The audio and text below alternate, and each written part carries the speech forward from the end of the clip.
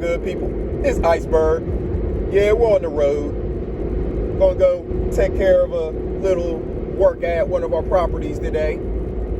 It's that time of year where we gotta work on getting the properties right, doing transplanting of trees and different things like that. So gotta take care of some things before we get out there and do some tree transplants. Hopefully everybody's having a wonderful day, wonderful start to their day. So it's going to be a beautiful day here in North Carolina, Zone 7B. I think we're going to get up to somewhere around 80 degrees. So it's going to be nice for most of the day while I'm out there doing what I got to do outside. Hopefully y'all got something planned to take advantage of some of these last days of the summertime, you know, when the weather is really the hottest and the days are the longest. I know kids are back in school now, so people's official summer vacations and stuff like that have already ended in most cases. But you can still take advantage of some of the days where we have it still warm and we still got a lot of bright sunshine before we get into that fall and winter time where you got to go in the house and the days are shorter and it may not be as much sunshine. We're going to be wishing for these days just like today. So we got to take advantage of them while we're in them. Hopefully you're getting yourself something planted, you and your family, getting y'all's fall gardens planted. You know I'm going to continue to hopefully promote that to you. Hopefully encourage you to do it. There's been a few people who have definitely let me know that they have planted a garden, or they've sent me pictures or asked questions and stuff like that. Excuse me, since I've been going live. So hopefully more of y'all are joining in on the journey. It's a lifelong journey, but it helps to ensure that we have healthy food, reduce our grocery bill, reduce the impacts of inflation on our lives. Whenever prices go up on things, as far as food is concerned, it won't impact us as much. Hopefully you can say the same. One of the things I wanted to really talk about, and you know that we've been on our journey with making sure that we are doing things to make sure we have healthy mental health, that we're improving our mental acuity, making ourselves stronger, making our mental stronger, and also making sure that we are teaching it to the younger generations so they don't have to get to be our age just now learning those things about how to properly protect their mental health. Because when you do that, there's a whole lot you have to unpack before you can actually build it up whenever you've put a whole bunch of junk in there or endured a lot of junk and not knowing how to properly process it all the way through. So we can teach them how to go ahead and process things now as opposed to storing it in and having to talk to a counselor or somebody later to unpack that stuff at a later age. That'll be better for everybody involved.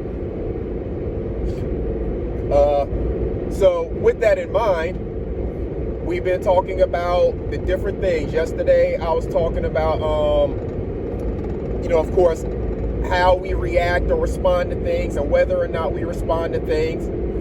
Today is kind of similar, but a little bit different. The question I have, and for you to ask yourself, because you're doing mental health self-checks, all it is for you to check in with yourself, because only you know exactly every single thing that is going on in your mental.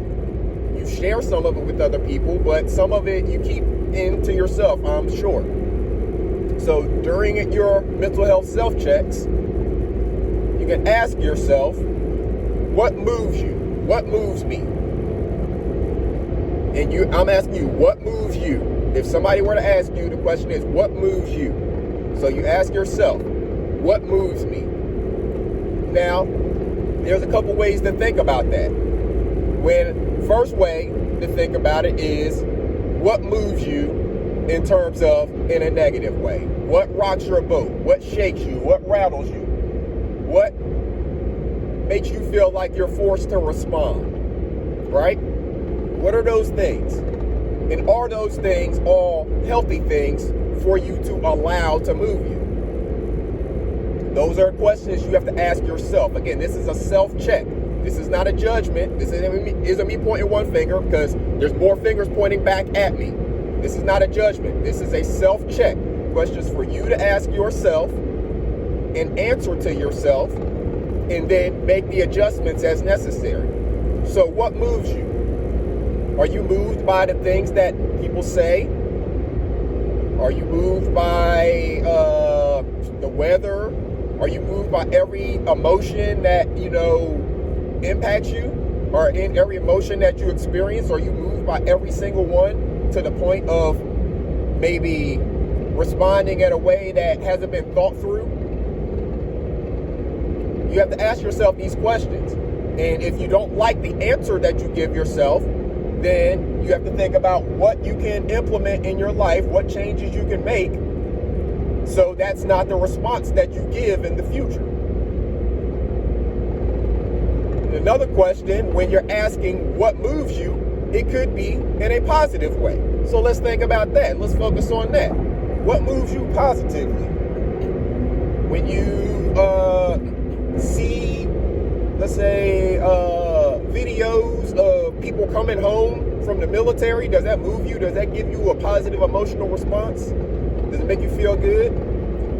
When you're out doing work, like I'm about to go do work, that moves me. That makes me feel good to go out here and do work on my property, knowing that I'm doing something that is going to help my family in the future. I may not see the results immediately. I will see some results immediately because of the work that I'm doing, but I may not see the full results immediately. But knowing that it is me, my hands, that is making this process happen and seeing the progress as it goes, that moves me. That motivates me. I've always been that way. I've always been the person that likes to see the progress as you're working through it. So the question is, what moves you? What are the things that move you in both the positive and the negative way? The negative ones, do you need to make adjustments in your life and in your responses so that even though it may still have an impact on you, you may feel it, it doesn't cause you to react or respond the way that you do? And the positive ones are the ways that you can add them into your life more and more. So you can be moved in a positive way and not even have space, time, or room for the negative stuff to come into your life as much. It's all questions, and it's all about what you want out of your life, because you have the control of your actions and your attitude. Those are the two things you control, your actions and your attitude. So you get to decide what actions you're going to take. You get to decide how you're going to respond with your attitude about the things whenever someone is trying or attempting to move you, or when some event that happens in your life is attempting to move you. You control that. It is up to you, it is up to me, it is up to each one of us, and incumbent upon us to find the things that make us happy in life, and then try to fill our lives with as much of that as possible, because we only get one of these lives. They're not giving us any more time back. We don't get to press a rewind button like in the metaverse and in video world and TV and stuff like that. We don't get to press a rewind button. We don't get a redo. Time just keeps on ticking forward. So we, as individuals, have to choose to make the most out of this one life that we get. We don't know how many more grains are in that hourglass for any one of us. But if we're wasting time doing things that don't move us in a positive way, I personally don't believe that is what we were put on this earth to do. I don't think that's what we are destined to do. Now, there's always going to be people who try to move you in a negative way for one reason or another. I can't really explain those people because I've never been that type of person. I don't know if they have some deep-seated stuff that I'm talking about that they needed to work out years and years ago, and they still have not worked it out, and maybe they're in denial about it and not seeking the help that they need, because once you get past a certain point, you absolutely need professional help to be able to unpack some of the junk that you've been through before you can build yourself back up to be whatever it is that you want to be. If you've been ignoring it for 20, 30, 40, 50 years and never gotten professional help, then you have a lot of stuff packed in there that you need to unpack professionally, with the help of a professional, then you can start building yourself into the best version of yourself. But if the person doesn't see that they need help and doesn't seek the help that they need, refuses to see that or get it, then they're going to continue to be a person that wants to pull people down with them. Because what we know about crabs in a barrel and miserable people, and they say hurting people hurt people and stuff like that, we know these things about people. That is a reality. So with that being a reality, it has an adverse effect on them. It moves them in a way that makes them go out and do things that are meant to be harmful to others, when really it's just harmful to themselves. Because what you put out, you receive. So make sure you question yourself and answer yourself. You don't have to give these answers to anybody else. This is all for you and your self-growth, self-improvement. What moves you? Are you moved by things that should not really shake you off your square? They shouldn't even rattle you. Or are you moved by the things that bring you joy, bring you peace, bring you comfort? Try to make sure that you got a whole lot more of that latter and less of the former. You don't want that stuff that's dragging you down. It's not doing anything to help your psyche. It's not doing anything to build you. It's not doing anything to make you richer. None of that. So try to avoid that nonsense. Fill your life with the good stuff that brings you joy.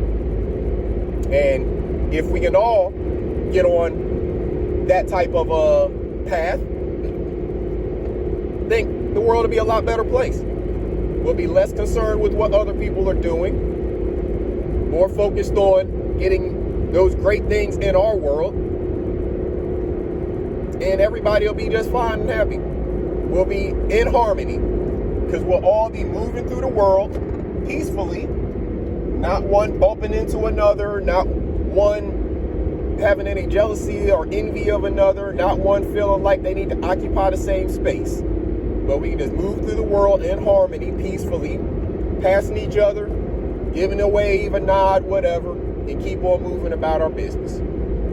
Asking for a helping hand when necessary, when the time requires it, but minding your business and focusing on your path otherwise. That's where we can all be, and that's where we'll all be much happier people. So ask yourself the question, what moves you? Answer honestly with yourself. It's only you and your thoughts. So answer honestly to yourself. Don't lie to yourself. You're not helping yourself by lying to yourself. And then take the necessary actions if you feel there are any actions necessary. Again, it's all you.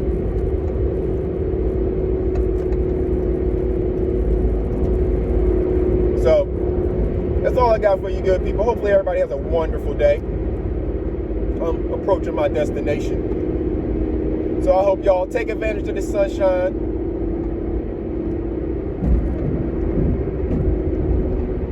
Take advantage of what's left of the longer days. Make sure you get a seed planted in some good soil, nurture it, give it some water. Get this process going with your babies and make sure that they are getting schooled on how to protect and strengthen their own mental health. It is just as important for them as it is for you. But get them ahead of us. Let them know this stuff early so they don't have to unpack as much with professional help later. That's the point I'm trying to make to you all. And hopefully you're picking up what I'm putting down. So until next time, good people, hopefully you take care of yourselves and each other. Get a seed in that soil. And I'll holler at y'all later. This is Iceberg. Salute.